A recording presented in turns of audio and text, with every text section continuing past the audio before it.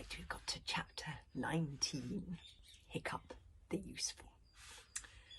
The 400 Vikings that were now gathered on the cliff tops broke into wild cheering for Hiccup and Toothless. They were a strange, barbaric sight, all covered in disgusting green dragon snot and slime, but beaming and shouting with the wild delight of those that have just been saved from certain death. All around them, the terrible fight that had just taken place devastated the landscape. A choking green-grey smoke was hanging around, making it difficult to see, but great chunks of Death's Headland appeared to have been torn out by the fight. Avalanches of rock were piled up on the beach. The terrible mountainous corpse of the purple death lay in the deeper water, and bits of all the green death's out insides and bones were scattered all over the place, while large sections of the heather and fern were still in flames. However, by some extraordinary miracle, nearly all the Vikings and their dragons had survived the dreadful battle. I say nearly all, because when Toothless crept forward to lick the face of his master with a flickering forked tongue, Stoic noticed a ghastly wound on the little dragon's chest, which was now pouring with bright green blood. Oh no! The talon of the green death had pierced the very heart of the supposedly heartless little dragon. Toothless followed Stoic's gaze and looked down for the first time. He let out a squeal of terror and fainted dead away. Oh no, there you see, there's Toothless. That's where the talon scraped him. And then he's fainting dead away. Oh no, what am I worried now? Okay, keeping close to Toothless here. Right. Okay. 2 days later, Hiccup woke up, aching all over and very, very hungry. It was late at night. He was lying in Stoic's own great bed. The room seemed crowded with a great deal of people. Stoic was there, and Valhalla and Old Wrinkly and Fishlegs and most of the elders of the tribe. There were dragons there too, Newt's Breath and Hookfang snapping and biting around Stoic's legs, and Horrorcow perched on the end of Hiccup's bed. The dragons had flown back as soon as they heard the explosion and realised the masters of Burke were masters once more. Being dragons, they had given no explanation for their disappearance, but they did have the grace to look a little sheepish. "He's alive! He's alive!" shouted out Stoic in triumph, and everybody began to cheer. Valhalla gave Hiccup a rousing punch on the shoulder, which is the Viking mother's equivalent of a big, big bear hug. "We're all here," said Valhalla, "willing you to wake up." Hiccup sat straight up in bed, suddenly very awake indeed. "But you're not all here," he said. "Where's Toothless?" Everybody looked shifty, and nobody would look at Hiccup. Stoic cleared his throat awkwardly. "I'm sorry, son," said Stoic, "but he didn't make it. He died just a few hours ago. The rest of the tribe are giving him a hero's funeral at this very moment. It's a great honour," Stoic continued hurriedly. "He'll be the first dragon ever to be given a proper Viking funeral. But proper Viking burial." "How did you know he was dead?" Hiccup demanded. Stoic looked surprised. "Well, you know, the usual. No pulse, no breath, stone cold to the touch. He was quite clearly dead, I'm afraid." "Oh, honestly, Father," said Hiccup in a frenzy of exasperation. "Don't you know anything about dragons? That could have been a sleep coma. It's a good sign. Probably means he's healing himself." Oh, thank goodness. "Oh, Thor's whiskers," said Fishlegs. They started that funeral half an hour ago." "We've got to stop them," yelled Hiccup. "Dragons are only fairly fireproof. They'll burn him alive." Hiccup leapt out of bed with amazing energy considering the circumstances. He ran out of the room and out of the house, followed closely by Fishlegs and Horrorcow. Down at Hooligan Harbour, the awesome ceremony of the Viking military funeral was nearly coming to an end. It was an incredible sight if Hiccup had been in the mood for it. The sky was crammed with stars. The sea was glass flat. The entire tribes of Hooligans and Meathead were gathered motionless on the rocks, and every single person was carrying a lighted torch in one hand. Even Snot-Eye was there, trying to look solemn, with his helmet off his head out of respect and his hair neatly brushed. "Good riddance to the newt with wings," he was whispering, sneering slyly to Dog's Breath the Durbrain, and Dog's Breath sniggered. Serve him right for breaking the law," sneered Fireworm to Seaslug, who was picking his nose on Dog's Breath's shoulder. A replica of a Viking ship had been put out to sea and was drifting swiftly away from the island of Berg along the path of the moon's reflection, past the weird shape of Stoic and Mogadon's burnt-out fleet.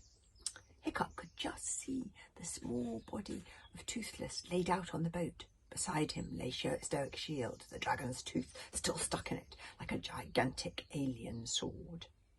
Gobber the Belch sounded a mournful signal on his horn. He was now completely recovered after his unexpected fight. Bop! 26 of Stoic's finest archers, standing to attention at the right of the harbour, lifted their bows up into the air, and every bow was loaded with an arrow in flame. "No!" yelled Hiccup, with the loudest yell he had ever yelled. But it was too late. The flaming arrows soared gracefully through the air. They landed on the ship and they set it alight. Some of the crowd on the shore had turned to look upwards, wondering who was daring to disturb this what's most solemn ritual. "Hiccup!" shouted Thuggery the Meathead, joyfully recognising the figure on the horizon. There was a murmur of wonder from the crowd as they whispered, "Hiccup! Hiccup!" because they thought he was dead, you see, and so they're very excited, then shouting and cheering and calling out his name louder and louder. It's not like Jaw's jaw dropped open. He looked thoroughly disappointed to see Hiccup very much alive and very well. Snot-Eye could just about take Hiccup as a dead hero, but a living Hiccup, the hero was going to be very much in the way. Hiccup was watching the burning ship, tears pouring down his face. The boat tipped and Stoic's shield and the tooth fell into the water. Okay, so there's the boat, and there's the dragon's tooth, and here are the flaming arrows, and there's the little Toothless laid out just there. See, the flaming arrows are going to send the boat alight. That was what happened in a Viking funeral. Just as the last piece of the boat was about to slip beneath the waves to be consumed by fire and water, the flames reared up about 20 foot into the sky. And shooting out of those flames, wings spread wide like a phoenix, trailing far from his tail like a comet, came Toothless. He soared high into the stars, leaving a path of flame as he flew. He dived down towards the sea and swooped up at the last moment to cries of wonder from the spectators. Hiccup was anxious that he might be in pain until Toothless zoomed low enough over his head for Hiccup to hear the little dragon's rooster cry of triumph. I love this. Look at little Toothless. He's so happy and so pleased with himself. Whatever Toothless's faults may have been, you have to admire his sense of occasion. Common or garden dragons are not normally known for their spectacular flying skills, but even a common or garden dragon on fire is a spectacle in itself. Toothless burned through the night sky like a live firework, performing screaming, fiery somersaults and flaming loop-the-loops. The crowd, who only a moment before were expecting to mourn the deaths of both Toothless and possibly Hiccup, were now beside themselves, hysterically cheering as Toothless showered them with sparks.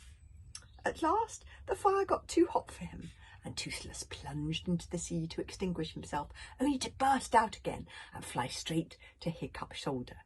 There he acknowledged the wild applause with solemn bows to left and right, slightly spoiling his dignity with the odd cock-a-doodle-doo of smug self-satisfaction and congratulation. Stoic signalled to the crowd for silence, but only so he could boom out the following speech at full blast.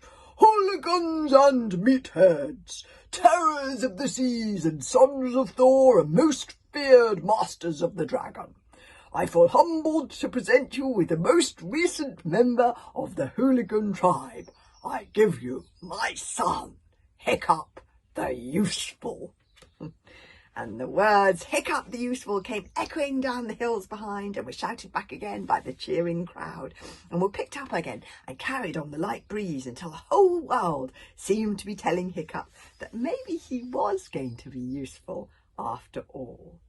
And that, my friends, is the hard way to become a hero. And then there's an epilogue and a letter from Stoic the Boss that he's written to Professor Yobbish. Can you just see that? Well, the letter is, and this is very, because Stoic doesn't write letters very much, and he put at the top, "The Isle of Berg, Dark Ages. Dear Professor Yobbish, I am writing to complain most strongly about your book, How to Train Your Dragon. Have you ever tried yelling at one of those sea monster dragons yourself? Come to Berk and I will show you what I mean. Yours not very truly, Stoic the Vast." And this is the epilogue by Hiccup Horrendous Had the Third, the last of the great Viking heroes. The story doesn't end there, of course. The 19 boys who entered initiation with me those many years ago, this is Hiccup speaking as an old man, by the way, were all allowed into the hooligan and meathead tribes as a result of their heroic actions in defeating 2 Giganticus Maximus in one day. The battle at Death's Headland has passed into Viking legend and will be sung about by the bards while there are still bards to sing. Of course, there are very few bards left nowadays. What is more, few have seen a sea dragon as Giganticus Maximus since, and people are already starting to disbelieve that such a creature ever existed. Learned articles have been written suggesting that something that large simply could not have sustained its own weight. The dragons that would be my evidence have crawled back into the sea from whence they cannot follow, and what with heroism being so unfashionable nowadays, nobody is going to believe the mere word of a hero like myself. But the thing about dragons, and I am a person who knows about dragons, is that it could very well be that they are merely sleeping down there in the black, black depths. There could be numberless numbers of them, all frozen in a sleep coma, with the unknowing fishes swimming in and out of their tentacles and hiding in their talons and laying eggs in their ears. There may yet come a time when heroes are needed once more. There may yet come a time when the dragons will come back. When that time comes, men will need to know something about how to train them and how to fight them, and I hope that this book will be more helpful to the heroes of the future than a certain book of the same name was to me all those many years ago. It is easy to forget that there were such things as these monsters. I forget myself sometimes, but then I look up, as I'm looking up now, and I see in my mind's eye a shield strangely changed by a rich encrusting of jewel-like barnacles and cold-water coral, with an 8-foot tooth sticking right out of the middle of it. I reach out, and the edge of that tooth is still so bitingly sharp after all these years that just a gentle brush with the fingers might send a rain of blood down on these pages. And I bend my head not too close, and I'm sure I can just hear very, very faintly, "Once I set the sea alight with a single fiery breath. Once I saw so mighty that I thought my name was death. Sing out loud until you're eaten, song of melancholy bliss. For the mighty and the middling, all shall come to this. The supper is still singing." And that's the end of that story. But the story does continue. It doesn't end there. That's the first story. There are 12 stories in the Hiccup How to Train Your Dragon book, and this is the first one. At the end of this first book, you see you have a page where it says, rather mysteriously, "The prophecy of the king's lost things."